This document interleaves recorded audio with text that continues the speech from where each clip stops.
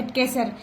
Telangana CM Revanth Reddy నేతృత్వంలో అసెంబ్లీలో BC వర్గీకరణను మరియు ఎస్సీ వర్గీకరణ తీర్మానం ఆమోదించిన సందర్భంగా గట్కేసర్ కాంగ్రెస్ పార్టీ మున్సిపల్ అధ్యక్షులు మామిండ్ల ముత్యాల్ యాదవ్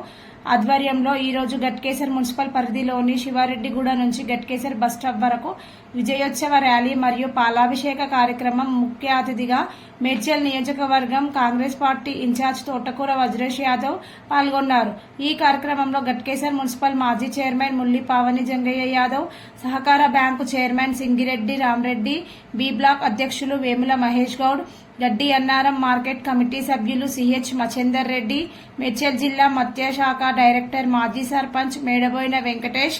మాజీ కౌన్సిలర్లు కడపొల్ల మల్లేష్, బొక్క ప్రభాకర్ రెడ్డి, బర్ల దేవేందర్ ముదిరాజ్, వేముల పరమేష్ గౌడ్, కుతాడి రవీందర్, ఉపాధ్యక్షులు కోరుపోతు నాగరాజ్ ముదిరాజ్, బర్ల రాధాకృష్ణ ముదిరాజ్, ప్రధాన కార్యదర్శి కుతాడి రవీందర్, కొంత మంజిరెడ్డి, బర్ల అనిత,